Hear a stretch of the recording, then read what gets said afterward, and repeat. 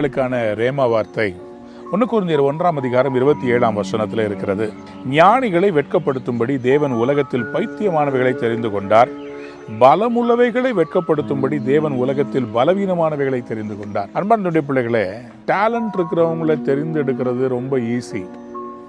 ஜெயிக்கிற குதிரை மேல பந்தயம் கட்டுறது ரொம்ப ரொம்ப ஈஸி. ஆனா தோல்வியான ஒரு மனுஷனையோ ஒரு வாழ்க்கையவோ எடுத்து அதை ஜெயிக்க வைக்கிறது எவ்வளோ கஷ்டம் இல்லை? ஆண்டவருடைய வேதம் சொல்கிறது, அவர் யாரை தெரிஞ்சுக்கிட்டாருன்னா பலவீனம் உள்ளவைகளை, ஞானமற்றவர்களை. நான்லாம் ஒரு ஆவரேஜ் ஸ்டூடெண்ட் தான். என்னுடைய வாழ்க்கையில் நான் 8வது ரேங்க்குக்கு மேலே ஏறுறதுக்கு ரொம்ப முயற்சி பண்ணியிருக்கிறேன். இந்த மேலே ஒரு 7 பேர் இருந்தாங்க பாருங்க. அவங்க டீச்சருக்கு ரொம்ப பெட்டாக இருக்கிறனாலையா என்னமோ தெரில, என்னை விட வெள்ளை கலரில் இருந்தனாலையா தெரியல, அவங்கள நான் மேலே தாண்டி போகவே முடியல.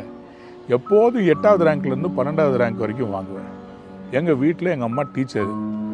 ஆனால் பாருங்கள், ஒரு ஆவரேஜ் ஸ்டூடெண்ட்டாக இருந்த என்ன ஆண்டவர் எடுத்து அபிஷேகம் பண்ணி அவருடைய வார்த்தையை கொடுத்து உலகம் முழுசும் போக வைக்கிறாரு, பல தேசங்களில் பேச வைக்கிறாரு. இதில் என்ன பெரிய விஷயம்னு கேட்குறீங்களா? பாருங்களேன், வெற்றி பெறவங்களை உலகம் தேடும், ஆனால் தோல்வி அடைந்தவங்களை கர்த்தர் தேடுறார். ஏன்னா அவருக்கு எதில் சந்தோஷம், எதில் மகிமைன்னா தோக்கிறவனை ஜெயிக்க வைக்கிறது தான் கடவுளுக்கு மகிமை. ஜெயிக்கிறவனை யாருனாலும் ஜெயிக்க வைக்கலாங்க, தோக்கிறவனை ஜெயிக்க வைக்கிறது தான் கஷ்டம். நல்ல பிரைட் ஸ்டூடெண்ட்ஸை பெரிய பெரிய ட்ரைனிங் சென்டரில் அல்லது இந்த ஐஐடி ஜேஇக்கெல்லாம் ரெடி பண்ணுறாங்க தெரியுமா?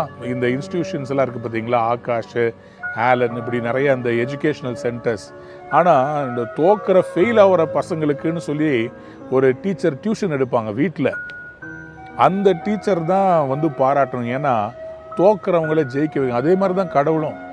உங்கள் வாழ்க்கையில் இன்றைக்கி நீங்கள் தோல்வி, எல்லாரும் என்னை விட்டுட்டாங்கன்னு நினைக்காதீங்க, உங்களை கடவுள் ஜெயிக்க வைப்பார். ஏன்னா அப்போ தான் அந்த மகிமை அவருக்கு போகும். என்னால் எல்லாம் முடியுன்றவங்களுக்கு இல்லைங்க, என்னால் முடியலன்றவங்களுக்கு தான் உதவி செய்கிறதுக்கு ஆள் தேவை. அதுக்கு தான் கடவுள் இருக்கிறார். உலகத்தில் இருக்கிறவங்க ஜெயிக்கிறவங்களுக்கு உதவி செய்ய ஓடி வருவாங்க, பணம் இருக்கிறவங்களுக்கு உதவி செய்ய ஓடி வருவாங்க. ஆனால் நமக்கு யார் நினைக்கிறீங்களா? கடவுள் இருக்கிறார், உங்களை விடமாட்டார். உங்கள் லைஃப்பை கண்டிப்பாக மாற்றுறதுக்கு அவர் வருவார்.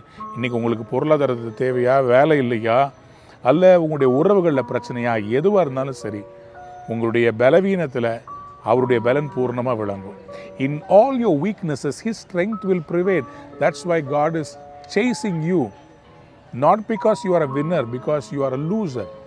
நீங்கள் எதில் தோல்வி அடைஞ்சிங்கன்னு எனக்கு தெரியல, ஆனால் கர்த்தர் இன்றைக்கி உங்களை பார்த்து சொல்கிறார், பலவீனமாக இருக்கிற உன்னை பலப்படுத்துறதுக்கு நான் இருக்கிறேன்.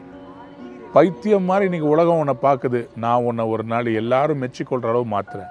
இந்த ரொம்ப ஞானம் உள்ளவங்க, ரொம்ப அழகு உள்ளவங்களுக்கெல்லாம் மனசில் ஒரு ஓவர் கான்ஃபிடென்ஸு, ஒரு பெருமை இருக்கும். கடவுளுக்கு அது பிடிக்காது. யார் பெருமை இல்லாமல் கடவுளே எனக்கு உதவி செய்யுங்கன்னு கேட்குறாங்களோ அவங்களுக்கு தான் உதவி செய்வார், உங்களுக்கு உதவி செய்வார். இன்றைக்கு அவர்கிட்ட கேளுங்க, அவர் உங்களை தான் தெரிந்தெடுத்திருக்கிறார். He has chosen the weak and he has chosen the foolish to put to shame those who are strong and those who are wise. கடவுள் இன்னைக்கு உங்கள் லைஃப்பை மாற்ற போகிறாருங்க. You are going to be a blessing. ஆசீர்வாதமாக இருங்க. God bless you. Have a wonderful day.